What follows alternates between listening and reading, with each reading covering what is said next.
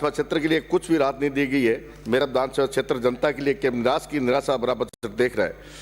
क्षेत्र में अनेक समस्या जो लंबित चल रही है और सबसे बड़ी समस्या सेम समस्या है महोदय।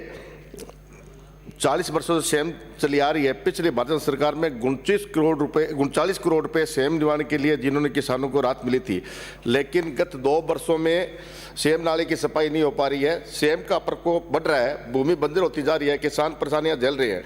जो भूमि सेम के कारण जलमग्न में लवणीय बंजर हो चुकी है, 30-40 वर्षों से किसान बुआई नहीं कर सके। बंजर भूमि सुधार के लिए सरकार कुछ नहीं कर रही है। अतः मेरा सरकार से निवेदन है कि बंजर भूमि सुधार के लिए काश्तकारों को सहायता दे, ताकि जो लवणीय भूमि है उस पर फसल हो सके। वह जो कनेक्शन बडोपल में 99 RD रावसर में हुए हैं सेम नाले पर, पिछली सरकार ने तो उसमें पूरा बजट दिया था और उसके बिल भराई हो रहे थे, परंतु ये सरकार अब उसके बिल भरने बंद हो गए हैं और जिसके कारण से उसके कनेक्शन कट रहे हैं। अतः मेरा आपसे निवेदन है कि उस सेम नाले की सेठ सफाई की जाए। बस सेम प्रभावित क्षेत्र में बंजर भूमि विस्तार हेतु कुछ सरकार सहायता करे। सेम कस्बा 15-16 KD, 99 RD, 75 RD, 91 RD, Indira Gandhi Nagar में 4 सिवाई, जीवननगर, गंदेली, 10 वाली, सरदारपुरा, खेतावाली, डाणी,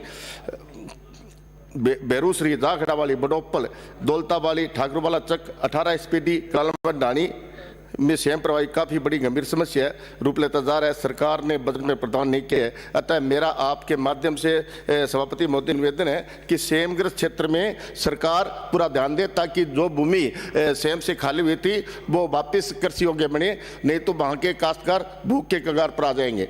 पिछले सरकार ने पक्के खालों के निर्माण के लिए राशि दी थी, पर मेरी विधानसभा में भाखड़ा प्रणाली एवं इंदिरा प्रणाली दोनों हैं। 2 वर्षों में मांग कर रहा हूँ, लेकिन बजट में कोई राशि आवंटन नहीं की गई है।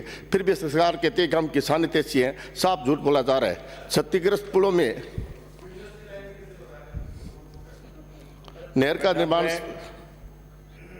का निर्माण नहीं हुआ है। सेम RD 84 पर, RD 91 पर, RD 99 पर, खेताबाद ढाणी में, RD 108 पर खोड़ा दर्जन हाथ में जो पुल है उन्हें 2 वर्षों में ठीक करवाने की मांग करता आ रहा हूँ। कभी भी अदासा हो सकता है। विधानसभा में प्रश्न भी उठाया था, सरकार ने माना है कि हालात गंभीर है, परंतु सरकार इसकी तरफ ध्यान नहीं दे रही है और कभी कोई बड़ा अदासा हो सकता है। पर इसलिए मैं निवेदन करना चाहता हूँ, इन क्षतिग्रस्त पुलों के निर्माण के लिए राशि दी जाए।